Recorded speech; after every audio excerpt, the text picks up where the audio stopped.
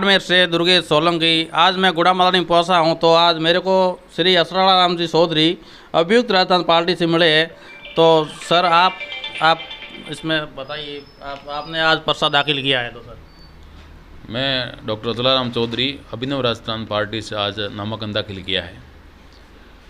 Rally के रूप में उपखंड कार्यालय गए, नामांकन भर के आए। अभी पहले रैली थी। हमारे पार्टी के जो मुद्दे हैं वो जनता से जुड़े हुए हैं और राजस्थान में 80% जनसंख्या किसान है, किसानों की बात करते हैं। तो मेरे मुद्दे हैं वो किसानों के भी हैं और युवाओं के हैं, नर्मदा नहर को लेकर है और केन कंपनी में। पहला मुद्दा हमारा है वो बीमा, फसल बीमा योजना को लेकर है। फसल बीमा योजना है जो नियम तो बन गया, लेकिन किसानों को फसल बीमा का फ़ायदा नहीं मिल रहा है। क्यों नहीं मिल रहा है? क्योंकि कंपनी इसमें घाल-मेल करके पैसे खा जाती है। पिछली बार 500 करोड़ रुपए गुड़ामालानी के खा लिए। नियमानुसार नहीं लागू होने के कारण किसानों को खेती में घाटा हो रहा है। जैसे किसी गाड़ी का बीमा करते हो तो उसका पूरा पैसा वापस मिलता है, लेकिन फसल का बीमा होने के बाद में पिछली बार 2 रुपये 3 रुपये 2 और 3 रुपये का कोई नुकसान आज तक हुआ नहीं, लेकिन 2 और 3 रुपये बीमा किसानों के खाते में जमा हुआ है। तो किसानों के साथ एक तरह का सल्क हो रहा है। उस सल्क को रोकेंगे और सारे नियम हम लागू करवाएंगे। अपने सर कौन कौन से मुद्दे रहे थे? 5-7 मुद्दों के आप नाम बताइए सर। पहला मुद्दा तो फसल बीमा योजना को है। दूसरा मुद्दा है केर्न कंपनी के अंदर स्थानीय 80% को रोजगार देना, क्योंकि कागज में लिखा हुआ है। तीसरा मुद्दा है वो हमारे नरेगा, गोचर और नरेगा को जोड़ देते तो बेसारा जो गायें घूम रही हैं इनको हक मिल जाएगा, क्योंकि गायों के बोर्ड नहीं लगते हैं, इसलिए इनका बात कोई नहीं कर रहा है। अभिनव राजस्थान पार्टी गायों की बात कर रही है। 5 साल से हम इस मुद्दे को लेकर चल रहे हैं। संपूर्ण राजस्थान के अंदर हम गए, धरने दिए, प्रदर्शन किया, जयपुर में प्रदर्शन किया गायों के लिए। गायों को हक दिला के रहेंगे। ये गोचर को गायों से नरेगा से जोड़ने का हमारा मुद्दा है। एक यहाँ गुड़ामालानी उपखंड मुख्यालय पे कोई हॉस्पिटल है, उसमें डॉक्टर नहीं है। और अच्छा, स्वास्थ्य के बारे में बताइए सर। हाँ, यहाँ गुड़ामालानी विधानसभा के अंदर एक तो गुड़ामालानी बड़ा हॉस्पिटल है, धोरिमना है, लेकिन हॉस्पिटल बना दिए, पद स्वीकृत हो गए, लेकिन यहाँ डॉक्टर नहीं बैठे। यहाँ कोई एक्सीडेंट हो जाता तो यहाँ तो अहमदाबाद जाना पड़ेगा, सांसौर जाना पड़ता है। यहाँ कोई सुविधा नहीं है। यहाँ के महाविद्यालय और स्कूलों में सारे पद खाली पड़े। गुड़ामालानी उपखंड मुख्यालय पे जो कॉलेज हैं वो पीजी कॉलेज हैं और उसमें एकमात्र स्टाफ प्रिंसिपल है, उसके भरोसे चल रहा है। डॉक्टर साहब, शिक्षा के अंदर ही जो जैसे क्लास 8वीं से 12वीं, 10वीं से 12वीं माध्यमिक कर दिया तो उसमें भी टीचर नहीं है। हाँ, स्कूलें कर्मोत कर दी गवर्नमेंट ने, लेकिन उसमें पद स्वीकृत नहीं किए, इसलिए वहाँ बच्चे टीचर नहीं है, इसलिए बच्चों का भविष्य वहाँ खराब हो रहा है। वहाँ कुछ नहीं पढ़ रहे हैं, वो केवल 12वीं स्कूल है, उसमें 3 या 4 या 1 या 2 ऐसे टीचर लगे हुए हैं, तो क्लासें ज़्यादा है। दूसरा, स्कूलें बहुत सारी खोल दी है, लेकिन उसमें लैब की व्यवस्था नहीं की। साइंस है, हम अभिनव राजस्थान पार्टी के अंदर साइंस, आर्ट्स और कॉमर्स तीनों विषयों को, और कृषि विज्ञान, क्योंकि गुड़ा के अंदर कृषि महाविद्यालय भी खुल गया है। अब कृषि महाविद्यालय में वही व्यक्ति एडमिशन ले सकता है जिसने 12th कृषि विज्ञान से की हो, साइंस से की हो, लेकिन अधिकतर स्कूलें हैं वो आर्ट्स फैकल्टी की है और साइंस फैकल्टी के स्कूल हैं, उसमें भी किसी तरह का कोई प्रायोगिक है नहीं, लैब है नहीं, तो व्यक्ति साइंस के अंदर क्या सीखता होगा। तो यदि जनता ने चाह और मेरा सहयोग किया तो मैं गुड़ामालानी के अंदर जो डॉक्टरों की कमी है, शिक्षकों की कमी है, ये और स्कूलों के अंदर लैब वगैरह ये सारी व्यवस्था मैं करवा दूंगा। फसल बीमा योजना के सारे नियमों को लागू करवाऊंगा। नर्मदा नहर योजना जो 2001 में पूरी होनी थी उसको मैं पूरा कराऊंगा। और ये सर मुद्दा बद्री में है। बद्री में आपका क्या कहना? बद्री में हर बार पसपदरा में लड़ाई होती है, कभी हड़ताल रहती है, कभी आपस में लोग लड़ते हैं, गोलियां भी चलती है, उसके बारे में आप क्या कहना है? बजरी ऐसा है, बजरी ज़मीन नदी से निकलती है, लेकिन सरकार ने क्या है पैसा कमाने के हिसाब से अलग अलग ऐसे गैंगें तैयार कर दी, तो वो उन्होंने बजरियों में कब्जा कर लिया। वैसे कोई न तो महंगी चीज़ है, ये बड़ी कोई समस्या नहीं है।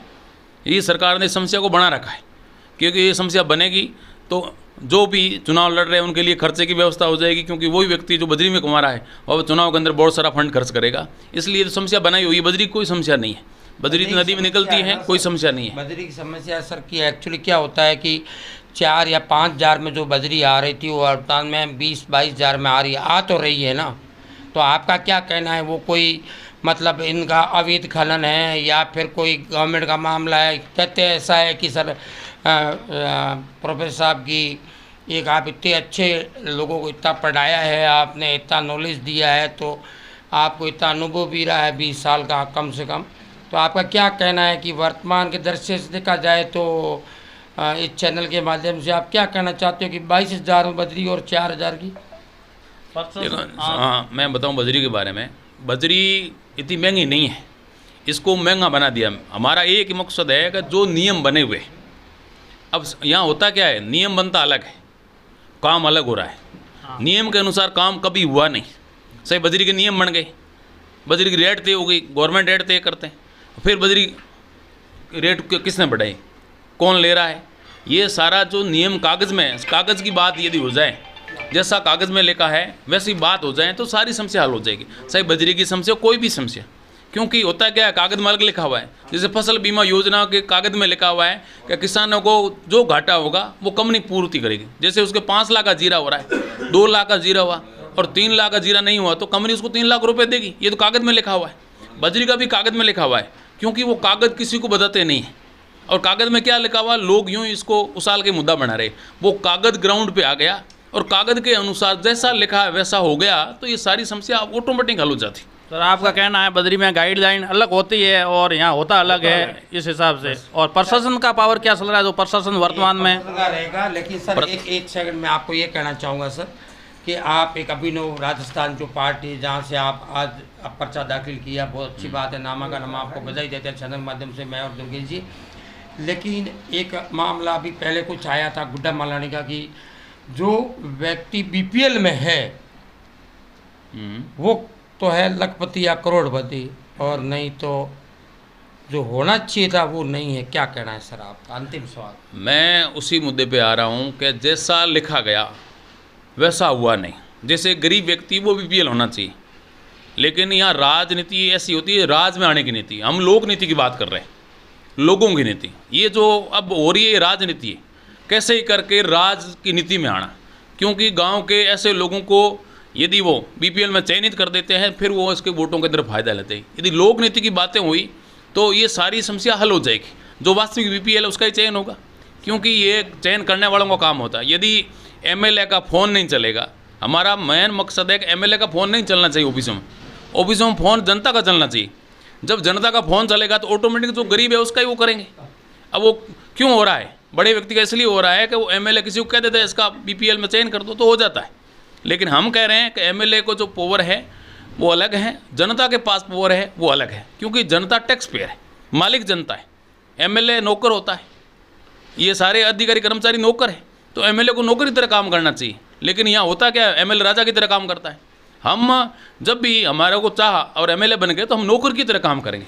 नहीं सर एक आपसे ये सवाल रहेगा ये हमारे धार की देसी आवाज़ से कि सर एक्चुअली कभी कभी ऐसा होता है डॉक्टर साहब की एक समस्याएं जब उत्पन्न होती है, समय उत्पन्न करने वाला चीज़, तो आपको क्या लगता है अभी वर्तमान में समस्या जो 2 पार्टियां मुख्य रूप से राजस्थान में चलती है, भारतीय जनता पार्टी और कांग्रेस, आपको कहां तक उम्मीद है कि आपकी पार्टी जो है वो जीतेगी सर? मेरे को पूरी उम्मीद है, क्योंकि सारे कांग्रेस बीजेपी सब बातें करते हैं राज में आने की करते हैं। हम कह रहे हैं राज जनता को देंगे। हम कभी नहीं कह रहे हैं अभिनव राजस्थान पार्टी का राज लाएंगे, ये हमारे वर्ड नहीं है। हमारे वर्ड ये है कि हम राज जनता को सौंप रहे हैं। 26 जनवरी 1950 के अंदर लिखा गया, उस लाइन को ये लिखा गया राज जनता का है। ये लोग कह रहे हैं कि हमारे को सत्ता में ले आओ, हमारे को ले आओ, कांग्रेस को ले आओ, बीजेपी, ये तो भाषा भी गलत है। राजस्थान में राजस्थान की सरकार है, न तो गहलोत सरकार है न मोदी सरकार है। पहले होती थी मुगलों की सरकार, अंग्रेज़ों की सरकार, अब लोकतंत्र है। लोकतंत्र न तो मोदी सरकार होती है न गहलोत सरकार होती है। सरकार किसकी है? सरकार जनता की है। अब वहाँ होता क्या है कि नए आदमी आते हैं, पुराने चले, जिसको जनता चाहती है वो गद्दी पर बैठ जाता है, पद पे बैठ जाता है, उसकी जवाबदारी सौंपी है, न कि वो राजा है। उसको जवाबदारी सौंपी गई, उसको कहा गया ये काम कर दूँ, लेकिन वो वहाँ जाके राजा बन गया।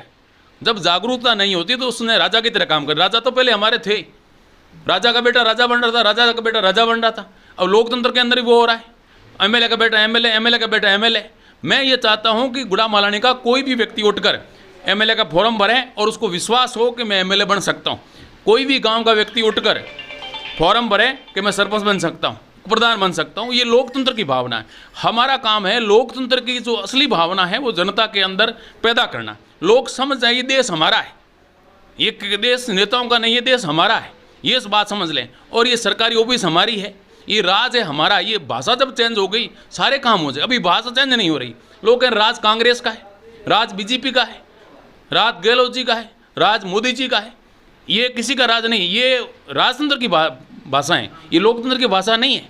लोकतंत्र में ऐसा नहीं है। अब राजस्थान सरकार है, राजस्थान सरकार के मंत्री होते हैं, भारत सरकार है, भारत सरकार के मंत्री होते हैं, तो ये सरकारें नहीं होती। सर ये भी देखा गया कि आप एक इतिहासकार हैं और एक इतिहास में आप डॉक्टरेट हैं, तो इतिहास ये कहता है, आपने मुगलों का शासन के बारे में स्टडी किया, आपने अंग्रेज़ों का शासन की जिसकी भी आपने स्टडी की, वर्तमान के परिदृश्य में अगर देखा जाए तो सर आप किसका समर्थन करते हो कि मतलब क्या प्रॉपरली जो अपन कहें किस चीज़ की समस्या जो है वर्तमान में राजस्थान में है, ताकि राजस्थान के अंदर विकास हो सके, इस क्षेत्र में विकास हो सके, लोगों की, किसानों की समस्या समाप्त हो सके। आपका क्या कहना है सर? अंतिम सवाल। पहली चीज़ है कि राज जैसे ही जनता के हाथ में चला गया तो समस्या कहाँ आ रही है कि जनता कहीं ऑफिस में जाती है, उसका काम नहीं हो रहा है, वो बिजली घर में जाती है, उसको डीपी नहीं मिलती, वो पटवारी के पास जाती है, उसका काम नहीं होता है।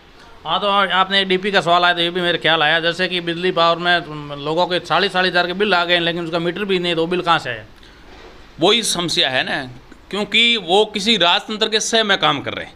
जब उनको पता लग जाएगा कि एक सामान्य आदमी का फ़ोन चलता है, उसका यदि काम नहीं किया तो कल मेरे नोटिस आ गए, 17 CC का नोटिस मिल जाएगा, तो वो तुरंत काम करेगा। अब उनको पता है कि देंगे नहीं देंगे।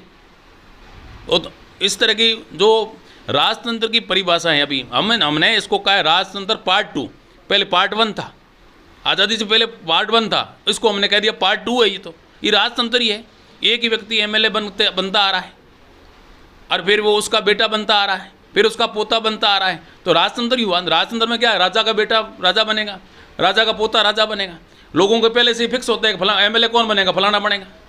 क्यों बनेगा? कहना है ये उसके पीढ़ी दर कुर्सी के लिए पीढ़ी दर सत्ता पे जो जिस लोगों ने कब्जा कर लिया है, हम उस कब्जे को हटाने के लिए निकले, हम जनता को जिताने के लिए निकले हैं। हम परिवार की बात आती है, नेपोटिज्म की बात आती है, भाई भतीजा को नेपोटिज्म बोलते हैं, ये मामला वर्तमान में चल रहा है। आप क्या कहना चाहोगे कि कांग्रेस के तरफ से मंत्री रहे, प्रधानमंत्री रहे, कई पदों पर रहे, और अब वर्तमान में आपकी पार्टी का क्या कहना है? अंतिम सवाल। हमारी पार्टी का ये कहना है कि यदि कोई भी व्यक्ति यदि वो वंशवाद करता है तो वो लोकतंत्र का हनन है। यदि कोई भी व्यक्ति ये चाहता है कि मैं MLA बन सकता हूँ, ये गुड़ा मालानी के 2,67,000 जनता है, मतदाता है। वो मतदाता में कोई भी गांव का व्यक्ति खड़ा होकर ये कह सकता मैं MLA बन सकता हूँ, और लोगों को विश्वास है, वो कह ये मेरा परिचय है और ये मेरे मुद्दे। हमेशा चुनाव मुद्दों पे लड़ाया जाता है, किसी की आलोचना का। हम न तो कांग्रेस की आलोचना करते, न BJP की आलोचना, न किसी व्यक्ति की आलोचना करते, हम विचार का आलोचना करते। व्यक्ति सारे अच्छे हैं, क्योंकि उसको जनता चुन के भेजती है। जनता जनार्दन है, भगवान ने उसको चुना है, तो गलत तो हो नहीं सकता। न हम जिंदाबाद के नारे लगाते किसी व्यक्ति के, न मुर्दाबाद के नारे लगाते। हमारा मिशन अलग है। जब लोगों को समझ में आ जाएगा कि मिशन ठीक है, कि ये व्यक्ति की पूजा नहीं करते, व्यक्ति की पूजा नहीं होनी चाहिए, विचार की पूजा होती है। व्यक्ति तो कल चला जाएगा, है ही नहीं, विचार है। अब मेरा कोई जिंदाबाद लगा ले, उससे क्या हो जाएगा, या कोई मुर्दाबाद कहते हैं, लेकिन मेरा विचार है, उस पर काम करना चाहिए। हमेशा आदमी की जिंदा संसार में रहता है। भगत सिंह जी चले गए, विचार जिंदा है। गांधी जी चले गए, विचार जिंदा है। जिंदा विचार रहता है। जिंदाबाद विचार की होनी चाहिए, न किसी व्यक्ति की। हमारी अभिनव राजस्थान पार्टी के अंदर किसी व्यक्ति का जिंदाबाद नहीं होता है। कोई लगा भी लेते तो हम कहते हैं साहब जिंदाबाद व्यक्ति का नहीं, विचार का लगाई। इंकलाब जिंदा, हमारा नारा इंकलाब जिंदाबाद, क्रांति का। हम इस क्रांति को लेके रहेंगे जब भी, क्योंकि जब भगत सिंह जी निकले थे तो अकेले ही निकले थे, हज़ारों लोग नहीं थे, लेकिन मेरे साथ में हज़ारों की भीड़ है, और हम जन जागरण का काम कर रहे हैं।